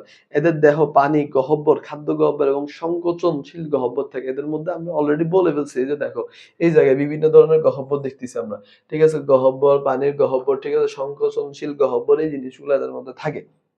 অ্যামিবা অ্যামিবা কোথায় পাবো আমরা ভাইয়া, তাহলে একটু বলে দেন, অ্যামিবা আমরা কোথায় পাবো। অ্যামিবা আমরা বেসিক্যালি পাচ্ছি পানিতে, স্যাঁতসেঁতে মাটিতে, পুকুরে। ঠিক আছে, পুকুরে এবং পচা জৈব আবর্জনার মধ্যে। ঠিক আছে, পচা জৈব আবর্জনার মধ্যে। ঠিক আছে, আর আরেকটা জিনিস বলে রাখি, অ্যামিবার গায়ে একটা স্বচ্ছ পর্দা থাকে, এটাকে আমরা প্লাজমা লেমা বলি। এই যে এখানে লেখা আছে, ঠিক আছে, এই যে প্লাজমা লেমা। ঠিক আছে, অ্যামিবার গায়ে যে পর্দাটা থাকে, এই পর্দাটার নাম, এই যে এই গায়ে যে পর্দাটা থাকে, এই যে পর্দাটা, ঠিক আছে, এটার নাম হচ্ছে আমার প্লাজমা লেমা। ওকে, আশা করতেছি পারবা। আফটার দেন এমিবার সাথে আরেকটা টার্মস, ঠিক আছে, পরিচিত নাম শুনে বোঝা যাচ্ছে, এন্টিমিবা। ঠিক আছে, এন্টিমিবা। তো এন্টামিবা বা এন্টিমিবার কাজটা কি খেয়াল করো, আমরা একটু প্রথমে দেখি। এদেরকে আমরা জানি যে এমিবাকে যেহেতু আমরা খালি চোখে দেখতে পারবো না, তাহলে এন্টামিবা কি হয়, ঠিক আছে, এন্টামিবাকে আমরা খালি চোখে দেখতে পারতেছি না। তো খালি চোখে এদেরকে কি করা যায় না, দেখা যায় না। ঠিক আছে, খালি চোখে এদেরকে দেখা যায় না। এরাও কি, এন্টামিবা প্রতিষ্ঠা রাজ্যের এক ধরনের এককোষী জীব। এদের দেহে কোনো নির্দিষ্ট আকার আকৃতি কি নাই। ঠিক আছে, এর কারণে এমিবার মতো এরা আকার আকৃতি পরিবর্তন করতে পারে। এদের দেহ, খুব ইম্পর্টেন্ট লাইন ভাইয়া, খেয়াল করো, স্বচ্ছ জেলিন নেই। ঠিক আছে, এদের দেহ কিসের নেই, স্বচ্ছ জেলিন নেই। ঠিক আছে, স্বচ্ছ জেলিন নেই, তবে কখনো কখনো প্রতিকূল পরিবেশে এরা গোলাকার শক্ত আবরণ নিজেকে ঢেকে ফেলে। এই অবস্থাকে কি বলে, সিস্ট বলে। ঠিক আছে, খুব ইম্পর্টেন্ট। ঠিক আছে, তাহলে সিস্ট কেন বলবো, যে অনেক টাইমে দেখা যায় যে বিভিন্ন প্রতিকূল পরিবেশে শিকারের কারণে, ধরো একটা শিকার ওকে খেতে যাচ্ছে, তাহলে ও কি করবে, ও আলাদা একটা ধরো পাথরের শেপ নিয়ে নিবে, যেন শিকার বুঝতে না পারে যে এখানে পাথর নাকি এন্ডামিবা আছে। এই জিনিসগুলোর কারণে ও কি করতে পারে, ও যে কোনো টাইমে ওর মতো করে কি করে, শেপ নিয়ে ফেলে, বুঝছো। তো ও যে কোনো টাইমে যে কোনো, মানে ও বিভিন্ন ধরনের ওর মতো করে শেপটা নিয়ে ফেলে। তো ও যে কোনো টাইমে কি হচ্ছে, ওর মতো করে শেপ নিয়ে নিচ্ছে। তাহলে দেখো এই যে শেপ গুলোর মধ্যে প্রথমে আমরা এই যে এখান থেকে দেখতেছি, যে এই যে কি শেপে ওরা, যে দেখো বিভিন্ন ধরনের নিউক্লিয়াস কিভাবে আলাদা হয়ে যাচ্ছে। এই যে নিউক্লিয়াস গুলো আস্তে আস্তে আলাদা হয়ে, এই যে এখান থেকে তোমার হচ্ছে শিশু এন্টামিবা জন্ম হয়। ঠিক আছে, আলাদা আলাদা হয়ে একটা কোষ থেকে আরেকটা কোষ, আরেকটা কোষ থেকে আরেকটা, এই যে আমরা জানি যে নিম্ন শ্রেণীর জীবরা কোন বিভাজন পদ্ধতিতে, ঠিক আছে, কোষ বিভাজন করে বা কোন পদ্ধতিতে? আমরা জানি অলরেডি কোষ বিভাজন ৩ প্রকার। একটা হচ্ছে কি? একটা হচ্ছে মাইটোসিস, একটা হচ্ছে মিয়োসিস, আর একটা কি? অ্যামাইটোসিস। তো ওরা কিন্তু অ্যামাইটোসিস প্রক্রিয়ায়, ঠিক আছে? তাদের যে কোষের যে রূপান্তরটা হয়, ঠিক আছে? তারা একটা থেকে আরেকটা কোষে ক্রিয়েট হয়। এটা কিন্তু অ্যামাইটোসিস প্রক্রিয়ায়। ওকে, অ্যান্টামিবা কোষ বিভাজন অণুজীব বা স্পোর সৃষ্টির মাধ্যমে, এই যে অণুজীব স্পোর সৃষ্টির মাধ্যমে বা অ্যামাইটোসিস পদ্ধতিতে, একই কথা। স্পোর সৃষ্টির মাধ্যমে, তোমাদের বইয়ে দেওয়া আছে স্পোর সৃষ্টির মাধ্যমে, একটু মনে রাখো, খুব ইম্পর্টেন্ট লাইন। ঠিক আছে, অণুবীজ বা স্পোর সৃষ্টির মাধ্যমে, খুব ইম্পর্টেন্ট লাইন ভাই, মনে রাখতে হবে এটা, খুব ইম্পর্টেন্ট লাইন। ঠিক আছে, এন্ড এই জায়গায় স্পেরুলেশন পদ্ধতিতে খুব ইম্পর্টেন্ট, কোন পদ্ধতিতে আসতে পারে, ঠিক আছে, এগুলো কিন্তু আসবে, আমি বলে দিচ্ছি যে কোন পদ্ধতিতে বা স্পেরুলেশন পদ্ধতিতে একটি কোষের প্রোটোপ্লাজম বহু খণ্ডে বিভক্ত হয়ে যায়। ঠিক আছে, একটা কোষের প্রোটোপ্লাজম কি হয়ে যায়? বহু খণ্ডে বিভক্ত হয়ে যায়, এবং বহু খণ্ডে বিভক্ত হয়ে ক্ষুদ্র ক্ষুদ্র ক্ষুদ্র ক্ষুদ্র অণুবীজ বা আমরা কি স্পোর সৃষ্টি করি। এই যে দেখো, ঠিক আছে, এই যে দেখো, একটা কোষের নিউক্লিয়াস গুলো কি হয়ে যাচ্ছে? ক্ষুদ্র ক্ষুদ্র বিভিন্ন অংশে, ক্ষুদ্র ক্ষুদ্র বিভিন্ন অংশে বিভক্ত হয়ে যাচ্ছে। ঠিক আছে, এই যে ক্ষুদ্র ক্ষুদ্র বিভিন্ন অংশে বিভক্ত হয়ে যাচ্ছে, বিভিন্ন হয়ে কি তৈরি করতেছে ভাইয়া?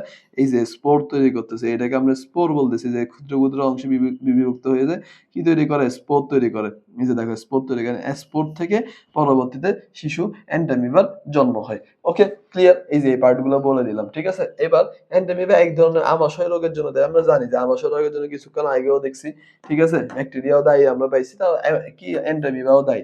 ঠিক আছে, তো এই রোগকে অ্যামিবিক আমাশয় বলা হয়। ঠিক আছে, অ্যান্টামিবা দ্বারা যে রোগটা হয় সেটাকে আমরা কি বলবো? অ্যামিবিক আমাশয়। ঠিক আছে, এই রোগে আক্রান্ত রোগীর দেহের ক্ষেত্রে ভালো করে খেয়াল করো, বিভিন্ন লক্ষণ প্রকাশ পায় তার মধ্যে। ঠিক আছে, অ্যামাবিক আমাশয়ের কারণে সম্পূর্ণ নিরাময় করা খুব কঠিন। মানে আমরা নরমাল যে আমাশয়টা হয় সেটাকে আমরা ইজিলি নিরাময় করতে পারি, কিন্তু অ্যামাবিক আমাশয়টা কিন্তু আসলে অনেক বেশি রেয়ার। ঠিক আছে, এটা এটা তোমার হচ্ছে প্রতিকার পাওয়ার জন্য, এটা একটু ভালো করে মনে রাখো। সো একটু সাবধানে, ঠিক আছে, থাকতে হবে। ঠিক আছে, যদিও আমাদের লাস্ট পার্টের দিকে আমরা দেখবো যে কিভাবে আমরা স্বাস্থ্য ঝুঁকি এড়ানোর জন্য, ঠিক আছে, আমরা স্বাস্থ্য ঝুঁকি, মানে স্বাস্থ্যের যে আমাদের ঝুঁকি হইতে পারে সেই ঝুঁকিটা কিভাবে আমরা প্রতিরোধ করতে পারবো, এই যে অণুজীব থেকে যে স্বাস্থ্য ঝুঁকি হয় সেই জিনিসগুলো। তার মধ্যে প্রথম পার্ট আমি বলতে পারি, তোমাকে পরিষ্কারভাবে হাত দিতে হবে। খাবার দাবার মানে তুমি বাইরে থেকে এসে হাত মুখ না ধুয়ে খাবার দাবার খেলে তো তোমার এই অণুজীবগুলো তোমার শরীরে লাগে আছে, ধরো ভাইরাসে লাগিয়ে থাকতে পারে, তো ওই জিনিসটা যখন তোমার শরীরে ঢুকবে তখন কিন্তু সেটা আবার কি তোমার শরীরে অ্যাটাক তৈরি করতে পারে। তো এগুলো একটু খেয়াল রাখবা। দেন স্বাস্থ্য ঝুঁকি রয়েছে, যেটা বলতে বলতেই লাস্ট পার্টে চলে আসছে, যেটা বলা হয় লাস্ট কথা, সেটা হচ্ছে ভাই কি কি করতে হবে একটু খেয়াল করো। ৩টা লাইন লিখে রাখছি আমি, যে বাতাস, পচা, বাসি খাদ্য। ঠিক আছে, আমরা বাতাস থেকে, ঠিক আছে, বাতাস থেকে আমাদের স্বাস্থ্য ঝুঁকি হইতে পারে, পচা বাসি খাদ্য থেকে আমাদের স্বাস্থ্য ঝুঁকি হইতে পারে। ঠিক আছে, নিরাপদ পানির অভাব। ভাইয়া অনেক টাইমে দেখা যায় তোমাদের অনেক ফ্রেন্ড সার্কেল আছে যারা নিরাপদ পানি পান করে না, ফিল্টার থেকে ফুটে পানি পান করে না, ডাইরেক্ট কাঁচা পানি খেয়ে ফেলে। ঠিক আছে, যে তোমার কলের পানি খেয়ে ফেলে, এই জিনিসগুলো খুব খারাপ। ঠিক আছে, অস্বাস্থ্যসম্মত পায়খানা। ভাইয়া অস্বাস্থ্যসম্মত পায়খানা মানে কি বুঝাইছেন? ধরো তোমার গ্রামের যে হচ্ছে যে তোমার ফসলি জমিগুলো আছে, ওইখানে দেখবা যে অনেকেই, ঠিক আছে, অনেকে হচ্ছে যে অস্বাস্থ্যমত পায়খানা করে থাকে। যার ফলে কি হয়? যার ফলে ওই যে তোমার ফসলি জমি যখন বৃষ্টির পানিতে ধুয়ে যায়, তখন তাদের মধ্যে এই যে পায়খানা থেকে আমাদের হচ্ছে যে পরিমাণে অণুজীবগুলো আছে, ব্যাকটেরিয়া, ছত্রাক বা বিভিন্ন ধরনের বাজে যে অণুজীবগুলো আছে, সেগুলো কিন্তু তোমার ফসলের মধ্যে পড়তেছে। যার ফলে তুমি যদি কোনো কারণে ধুয়ে বা না ধুয়ে তুমি যদি এই ফসলগুলা বা এই ফ্রুটস গুলা তুমি যদি খাও ওই ক্ষেত থেকে তুলে এনে, সেক্ষেত্রে কিন্তু ব্যাকটেরিয়া গুলো থেকে যাওয়ার একটা পসিবিলিটি থাকে। অ্যান্ড যদি ধোও তাও কিন্তু অনেক ব্যাকটেরিয়া থেকে যায়। তো ওই জিনিসগুলো দেখা যাবে যে তোমার শরীরে আবার কি হইতে পারে? অ্যাটাক নিতে পারে। অনেকে না ধুয়ে তো দেখা যায় যে ফ্রুটস অনেক কিছু খেয়ে ফেলে। সো এই ধরনের আনহাইজেনিক, ঠিক আছে, এই জিনিসগুলো এভয়েড করতে হবে তোমাদেরকে। ওকে? এখন আমরা চলে আসবো আমাদের সৃজনশীল প্রশ্ন সলভে। ঠিক আছে, সৃজনশীল প্রশ্ন সলভে তোমাদের বইয়ের এই চ্যাপ্টারে কিছু সৃজনশীল দেওয়া আছে।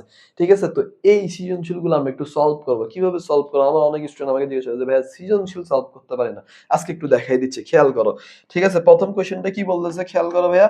প্রথম কোয়েশ্চেনটা আমাকে বলছে শৈবাল কি, আশা করতেছি এটা পারবা, তাও একটু সলিউশন দেখাই দিব। ছত্রাককে কেন মৃতজীবী বলা হয়? ভাইয়া এটা অলরেডি বলে দিছি, কেন ছত্রাক মৃতজীবী। যে ছত্রাকগুলো হচ্ছে যে বিভিন্ন কি মৃতদেহের খাদ্যগুলোকে মানে ইউজ করে সে নিজের মতো করে কি করতেছে, নিজের মতো করে সে বেঁচে থাকার ট্রাই করতেছে, এটার জন্য আমরা ছত্রাককে মৃতজীবী বলি। এর দ্বারা সৃষ্টি এই জিনিসটা কি, এই কি আর হচ্ছে যে বি কে আমরা এখানে অলরেডি বুঝতেছি যে কমা আকৃতি শেপের টাইপ আছে, তাহলে এটা কি আর ব্যাকটেরিয়ার কাছাকাছি, আর এটা কি আমরা এখন দেখব।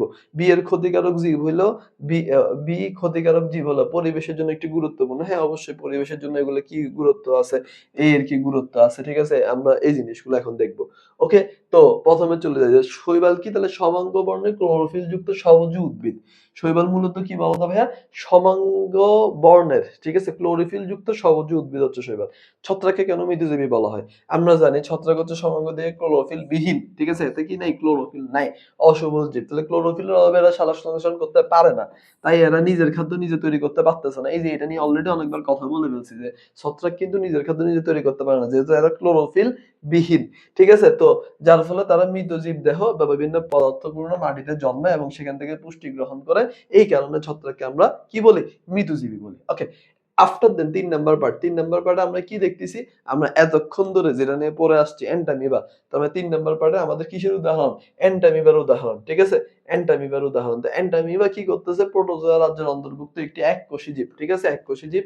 এটি মানব দেহে অ্যামাবিক আমাশয় নামক রোগ সৃষ্টি করে। আমরা জানি অ্যামাবিক আমাশয়টা খুব ডেঞ্জারাস, অলরেডি পড়ে ফেলছি।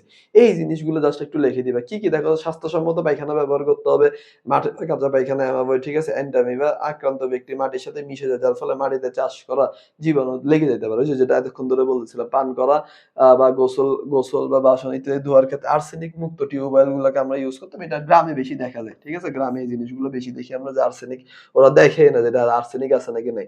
স্বাস্থ্যবিধি মেনে চলার সময় সাবান ব্যবহার করতে হবে এবং হাত মুখ পরিষ্কার করতে হবে, হাতের নখ কাটতে হবে, ঠিক আছে। অনেকের কিন্তু বদ অভ্যাস আছে যে দাঁত দিয়ে নখ কাটো, ঠিক আছে। তার মানে দাঁত দিয়ে যখন তোমরা নখ কাটবে তখন কিন্তু তোমাদের নখের মধ্যে এন্ডামিবা থাকতে পারে। এন্ডামিবা থাকলে তোমার কি হয়ে যাবে, কি হয়ে যাবে বলতো, এন্টামিবা যখন থাকবে তোমার হয়ে যাবে এন্টামিবা আমাশয়, ঠিক আছে। তো অ্যামাবিক আমাশয় বা এন্টামিবার আমাশয়। তো এই জিনিসগুলো একটু সাবধানে থাকো, ঠিক আছে, এগুলো একটু সাবধানে থাকো, নেক্সট টাইম যেন তোমরা দাঁত দিয়ে আর নখ না কাটো, ঠিক আছে। ওকে, তো আফটার দেন বি নাম্বার আমরা চলে আসি। বি নাম্বারে কি বলতেছি আমরা, ঘয়ে আমরা দেখতেছি যে এই যে ভি চিত্রটা, এটা কি, এটা ব্যাকটেরিয়া, অলরেডি বলে দিছি। এই ব্যাকটেরিয়াটা দেখতে কিসের আকৃতি ছিল, কমার আকৃতি ছিল, ঠিক আছে। তো ব্যাকটেরিয়ার ক্ষতিকারক দিক কি, ব্যাকটেরিয়া মানুষের যক্ষা, আমরা অলরেডি পড়ছি, ঠিক আছে, আমরা অলরেডি পড়ছি। আটা, আটা কি, আটা ঝাগা, ঠিক আছে, আটা ঝাগা দিয়ে শর্টকাট মনে রাখছিলাম। এরা খাদ্যদ্রব্যে ফলমূলের পচন করে, এদের ধানের লিফ ব্লাইট, ঠিক আছে, লিফ ব্লাইট, টমেটো ক্যাঙ্কার, ঠিক আছে, এগুলো কিন্তু অলরেডি বলে ফেলছি ভাইয়া, ঠিক আছে, লিফ ব্লাইট, টমেটো ক্যাঙ্কার, ঠিক আছে, ইত্যাদি মারাত্মক ধরনের, ঠিক আছে, এই যে মারাত্মক ধরনের রোগ কি করতে পারে এরা, ঠিক আছে, এরা তৈরি করতে ফেলতে পারে, ঠিক আছে, এই যে বিভিন্ন ধরনের রোগ, ঠিক আছে, তৈরি করে। তারপরে কি বলতেছে খেয়াল করো, একমাত্র ব্যাকটেরিয়া প্রকৃতি থেকে সরাসরি নাইট্রোজেন সংশোধন করে, যে মাটির উর্বরতা, মানে এখানে আসলে কি কি জিনিস, মানে ব্যাকটেরিয়ার কি ক্ষতিকারক প্রভাবগুলো আছে সেগুলো বলছে। নাইট্রোজেন অতিরিক্ত পরিমাণে নিয়ে ফেলে তো আমার মাটির উর্বরতা বাড়লে ঠিক আছে, কিন্তু আমার গাছের জন্য তো ক্ষতিকর, ঠিক আছে। 5 থেকে 8 সালেতে ব্যাকটেরিয়া সাহায্য করে, ঠিক আছে। এন্ড এখানে মেইনলি আমরা কি বলছি, ক্ষতিকারক দিকের পাশাপাশি, শুধুমাত্র ক্ষতিকারক দিক না, ক্ষতিকারক দিকের পাশাপাশি আমার কি লাগবে, আমার কেন এই জিনিসটা পজিটিভ, এটা কেন আমার জন্য উপকারী, সেই জিনিসটা আমি দেখাই দিব। পাশাপাশি আমার কি উপকারী দিকটাও আমি দেখাই দিচ্ছি, ঠিক আছে। উপকারী দিকটাও আমি কি করতেছি, দেখাই দিচ্ছি, যে আসলে আলটিমেটলি এখানে লাভটা কি হচ্ছে। তো পার থেকে আশ ছাড়াতে ব্যাকটেরিয়া সাহায্য করতেছে, বিভিন্ন জীবন রক্ষা, অ্যান্টিবায়োটিক ব্যাকটেরিয়া, ঠিক আছে, ব্যাকটেরিয়া। তার মানে এখানে আসলে কি বুঝাচ্ছে, এখানে বুঝাবে ব্যাকটেরিয়া আমার জন্য ক্ষতি, ঠিক আছে, কিন্তু একটা পার্টিকুলার টাইপের কি, সে আমার গুরুত্বপূর্ণ, মানে আমার হচ্ছে যে পরিবেশের জন্য ক্ষতিকারক জীব হইলো, আমি ক্ষতিকারক জীবটা প্রথমের দিকে দেখাইলাম, আর পরিবেশের জন্য গুরুত্বপূর্ণ কেন, সেই জিনিসগুলো একটু লিখে দিলাম। এন্ড লাস্টে মতামত আমি দিয়ে দিব, গোবরোক্ত আলোচনা থেকে বোঝা যায় যে ব্যাকটেরিয়া নানা ধরনের রোগ সৃষ্টি করলো, মৃত জীবদেহ পচানো, মাটিতে নাইট্রোজেনের সংবধন, এই যে বিভিন্ন ধরনের কাজ আমাদেরকে হেল্প করতেছে, যার ফলে এটা আমাদের বাস্তব জগতে বা আমাদের বস্তু সংস্থানকে টিকে রাখার জন্য খুবই গুরুত্বপূর্ণ, এন্ড এটাই পরিবেশের জন্য অত্যন্ত গুরুত্বপূর্ণ। ওকে, আশা করতেছি বুঝতে পারছো। এবার 2 নাম্বার সিকিউতে চলে আসি। সিকিউ টু, কিভাবে সিকিউ লিখতে হবে সব প্রসেস কিন্তু আমি ক্লাসে বলে দিচ্ছি, ঠিক আছে। নেক্সট টাইম যেন তোমরা আমাকে ক্লাসে কোয়েশ্চেন না করো যে ভাই আমি সিকিউ কিভাবে লিখবো সেটা বুঝতেছি না, এই জিনিসগুলো যেন না হয়, প্রতিটা টপিক ধরে ধরে পড়াই দিচ্ছি। বরকত হঠাৎ ঠান্ডায় আক্রান্ত হয়ে বারবার হাসি কাশি দিচ্ছিল, তার বাবা তাকে হাসি কাশি দেওয়ার সময় রুমাল ব্যবহার করে উপদেশ দিলেন, ঠিক আছে, রুমাল ব্যবহার করে উপদেশ দিচ্ছেন। বলছে ক্ষণপথ কাকে বলে, ক্ষণপথ কাকে বলে, 2 নম্বরে বলছে অনুজীব এবং আদিজীব। অনুজীবকে আদিজীব কেন বলা হয়, বরকত রুমাল ব্যবহার করার মেইন রিজনটা কি, বরকত জীবাণু দ্বারা ঠান্ডায় আক্রান্ত হয়েছে, সেটা নিয়ে বিশ্লেষণ করো। চলো আমরা একটু সলভ করি। ক্ষণপথ কাকে বলে, এমিবার দেহ থেকে বের হওয়া আঙ্গুলের মতো অভিক্ষেপকে আমরা অলরেডি প্রথমে পড়ে ফেলছি, যে এমিবা দেখতে এরকম, ঠিক আছে, এরকম বিভিন্ন ধরনের শেপ থাকে, এই যে এইভাবে করে শেপে থাকে, এন্ড এইখানের মধ্যে নিউক্লিয়াস থাকে, ঘনপথ থাকে, এই যে এই জিনিসগুলো হচ্ছে তার ঘনপথ। ঠিক আছে, এই যে আঙ্গুলের নেই শেপটা, এটাই হচ্ছে আমার মূলত কি ঘনপথ। অণুজীবকে কেন আদিজীব বলা হয় ভাইয়া? অধিকাংশ অণুজীবের কোষে সুগঠিত নিউক্লিয়াস থাকে না, যার ফলে ধারণা করা এইসব অণুজীব থেকে সৃষ্টির শুরুতে জীবনের উৎপত্তি হয়েছে। আমরা কিন্তু প্রথমের দিকে বলছি যে ব্যাকটেরিয়া, অনেকে মনে করে যে অণুজীব, একদম অণুজীব, শুরুর থেকে অণুজীব থেকে আস্তে আস্তে আস্তে জীবের উৎপত্তি হয়। তো যেহেতু সৃষ্টির আদি থেকে আমার নিউক্লিয়াস থাকতেছে না, বা নিউক্লিয়াসটা আদি, একদম আদি অণুজীবে তৈরি হয়েছিল, তো ওইখান থেকে আমরা জিনিসটা যেহেতু আদি থেকে তৈরি হয়েছে, তাহলে এটাকে আদিজীব বলি। ঠিক আছে, বুঝতে পারছো? এন্ড দেন সৃষ্টি এই পার্ট থেকে শুরু হয়েছে বিবর্তনবাদ অনুযায়ী। ঠিক আছে, তারপরে কি বলতেছে, বরকতকে রুমাল ব্যবহার করতে বলার কারণ কি বলছিল ডাক্তার? আসলে কেন? কারণ হঠাৎ করে ঠান্ডা লাগছে, হাসি কাশি হচ্ছিল, তো তার বাবা এই জিনিসটা রুমাল ব্যবহার করতে বলছে। বরকতের সর্দি একটি ভাইরাস জনিত লক্ষণ, আমরা জানি যে সর্দি, কাশি, হাসি, ঠিক আছে, এই যে এই জিনিসগুলা, হাসি কাশি, এগুলা কিন্তু কি, ঠিক আছে, এই যে আমি যে হাসি দিচ্ছি বা কাশি দিচ্ছি, এগুলো সব মূল্য ভাইরাস জনিত। আর রোগীর হাসি, কফ, থুতু যদি কাশির মধ্যে ধরো অন্য কারোর কাছে যায়, তখন ওই ভাইরাসটা আবার ওই শরীরে আসবে। যখন জীবের সন্ধান পাবে, যখন তোমার হচ্ছে যে প্রাণের সন্ধান পাবে, তখন এই জিনিসটা ওর শরীরের মধ্যে আবার কি করতে পারে, হাসি কাশির উৎপত্তি করতে পারে, যেটা সংক্রামক রোগ। ঠিক আছে, এটার জন্য মূলত কি বলছিল, যে রুমাল ইউজ করার জন্য বলতেছে। ঠিক আছে, এই জিনিসগুলো একটু জাস্ট ব্যাখ্যা দেখে লিখে দিবা।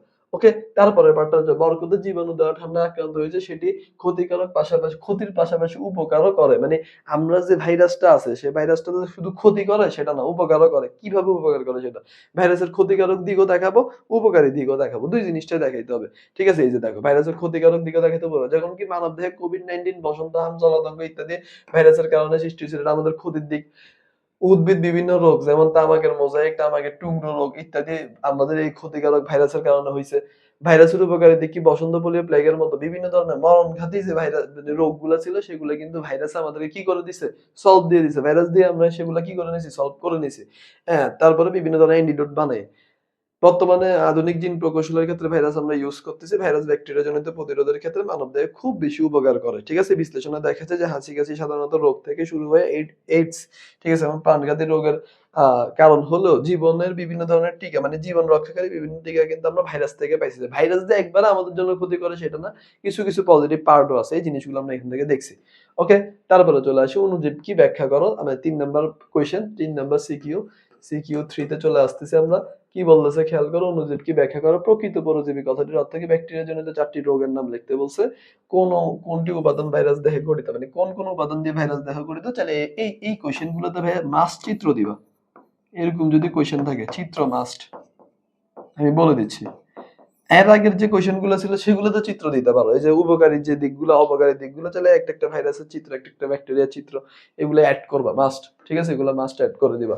অণুজীব কাকে বলে? আমাদের পরিবেশে এমন অনেক জীব রয়েছে যাদেরকে আমরা খালি চোখে দেখি না। তো বেশিরভাগ কোষে কোনো না কোনো নির্দিষ্ট সুগঠিত নিউক্লিয়াস থাকে না। এই ধরনের খালি চোখে না দেখা বা যেগুলো আমরা দেখতে পাই না, সেই জীবগুলোকে আমরা অণুজীব বলে। সৃষ্টির শুরুতে এই অণুজীবগুলো জীবনের সূত্রপাত হওয়ার কারণে এদেরকে আমরা আদিজীব বলতে পারি। এই জিনিসগুলো অলরেডি পড়তেছি কিন্তু আমরা অনেকক্ষণ ধরে। প্রকৃত পরজীবী কথাটির অর্থ কি? প্রকৃত পরজীবী বলতে এমন জীবকে বোঝায় যারা অন্য জীবিত জীব দেহ ছাড়া স্বাধীনভাবে তাদের জীবনের লক্ষণ প্রকাশ করে না। ঠিক আছে, এই হচ্ছে পার্ট। উদাহরণ, ভাইরাস। ভাইরাস হচ্ছে প্রকৃত পরজীবী। ও যখন আমার হচ্ছে যে ভাইরাস যখন প্রকৃত জীবের সন্ধান পাবে না, ততক্ষণ পর্যন্ত ও কিন্তু নিস্তেজ। যখন জীবের সন্ধান পেয়ে যাবে, তখন ও হচ্ছে যে সক্রিয় হবে। এই হচ্ছে পার্ট। ঠিক আছে, বুঝতে পারছো? একটু দেখে দেখে লিখে দিবা। ব্যাকটেরিয়ার ৪টি রোগের নাম। ব্যাকটেরিয়া জনিত ৪টা রোগ আমরা জানি, যক্ষ্মা, ঠিক আছে, যক্ষ্মা আছে, কলেরা আছে, এই যে কলেরা, ঠিক আছে, কলেরা, টাইফয়েড, নিউমোনিয়া। ঠিক আছে, যক্ষ্মা, কলেরা, টাইফয়েড, দেন হচ্ছে কি নিউমোনিয়া। যক্ষ্মা, কলেরা, টাইফয়েড, নিউমোনিয়া। তো এগুলো একটু ভালো করে পড়ে ফেলবে, এই যে নিউমোনিয়া গুলো কিন্তু আসে। ঠিক আছে, এই জিনিসগুলো, ঠিক আছে, আমি কিন্তু অলরেডি পড়াইছি। ঠিক আছে, কোন উপাদান ভাইরাস, কোন উপাদান দিয়ে ভাইরাসের দেহ গঠিত? ভাইরাসের দেহ গঠিত এটা জানতে হলে ভাই আমি এখানে অ্যাড করে নেই সেটা, ঠিক আছে, একটু নিজ দায়িত্বে অ্যাড করবো, যে ভাইরাসের চিত্রটা। ঠিক আছে, এই যে ভাইরাসের চিত্রটা ভালো করে দিবা। ঠিক আছে, এই যে বেস প্লেট ইউজ করে, ঠিক আছে, আমি সুন্দর করে আঁকাই দিই তোমাদেরকে, দাঁড়াও, খেয়াল করো।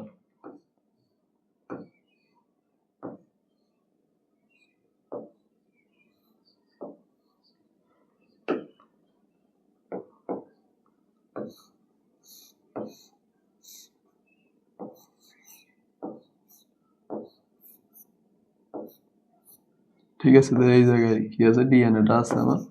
ঠিক আছে, এই পার্টে কি আছে, দেন এখানে কি ভিতরে আছে, এই জিনিসগুলো সবগুলোর নাম সুন্দর করে, কোনটা বেস প্লেট, কোনটা স্পাইক, এগুলো কিন্তু আমি দেখাই দিছি। এগুলো সুন্দর করে ইউজ করবেন। এখানে কি কি জিনিস আছে, প্রোটিনের আবরণ আছে, নিউক্লিক অ্যাসিড আছে, ঠিক আছে, নিউক্লিক অ্যাসিড কি, ঠিক আছে, কখন আরএনএ ইউজ করতেছে, ভাইরাসের দেহে কোষের মতো কোষ প্রাচীর থাকতেছে, ঠিক আছে, তারপর হচ্ছে কাসপিডের আবরণ থাকে, এই জিনিসগুলো একটু দেখে নেব। ওকে, একখণ্ড পাউরুটিকে ভিজিয়ে অন্ধকারে রেখে দিলে সাদা কালো আস্তরণ পড়ে, তা কি? মানে একখণ্ড পাউরুটিকে আমরা যদি তোমার হচ্ছে যে আমাদের বইয়ে দেওয়া আছে এটা, ঠিক আছে, একখণ্ড পাউরুটিকে যখন আমি কি করব, ভিজিয়ে রেখে দিব, ভিজিয়ে অন্ধকারে রেখে দিলে সেখানে সাদা কালো আস্তরণ পড়ে। কেন পড়ে?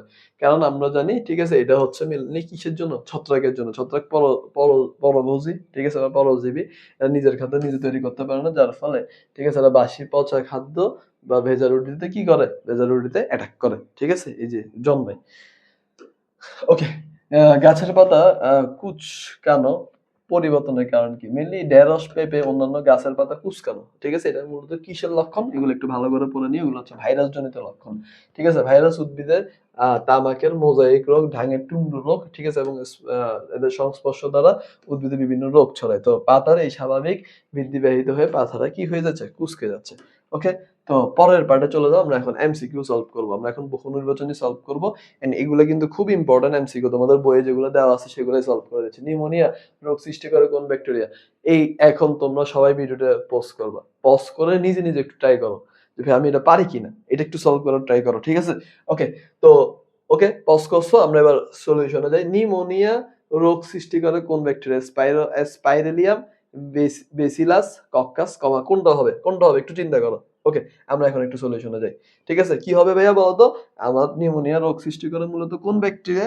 কোন ব্যাকটেরিয়া বলতো? Coccus bacteria. আমরা এটা অলরেডি শর্টকাট পড়ে ফেলছি, ঠিক আছে। শর্টকাট কিভাবে মনে রাখতে পারি ভাইয়া? শর্টকাট মনে রাখবা কি দিয়ে? শর্টকাট মনে রাখবা কানা দিয়ে। কানা কি দিয়ে মনে রাখবা ভাইয়া? শর্টকাট কানা। কক্কাস, কক্কাস নিউমোনিয়া,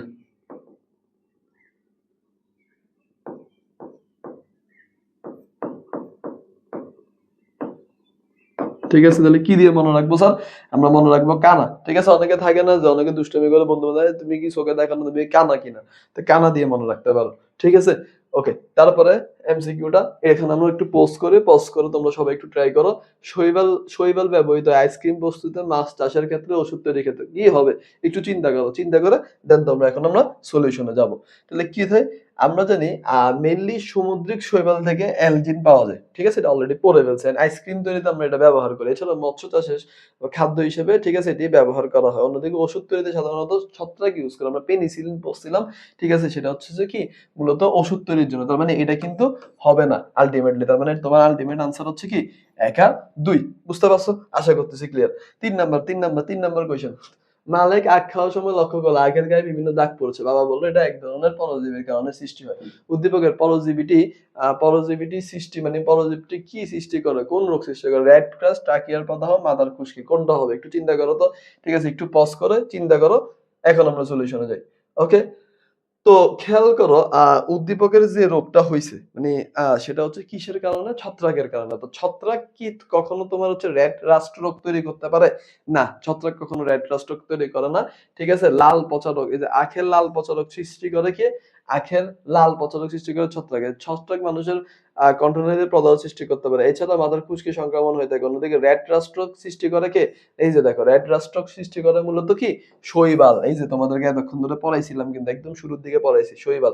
তাহলে ছত্রাক দ্বারা সৃষ্টি রোগ হচ্ছে কি 2 আর 3। তাহলে আশা করতেছি তোমরা জিনিসটা কি ধরতে পারছো। ওকে, তোমরা আশা করতেছি জিনিসটা বুঝতে পারছো যে এটার আনসার কি হবে, ঠিক আছে। ওকে, এই হচ্ছে পার্ট। তারপরের কোয়েশ্চেন দেখি, সবাই একটু চিন্তা করো, ঠিক আছে। ওই যে আখের গায়ে দাগ পড়ছে, দাগ পড়ার বেলা বাবা বলতেছিল এটা কোন পরজীবী। তা এতক্ষণ তো আমরা অলরেডি পড়ে ফেলছি, ঠিক না? এতক্ষণ আমরা পড়ে ফেলছি, তাহলে এটা কি হবে? এটা কি হবে সবাই তো জানো, কি হবে? ছত্রাক।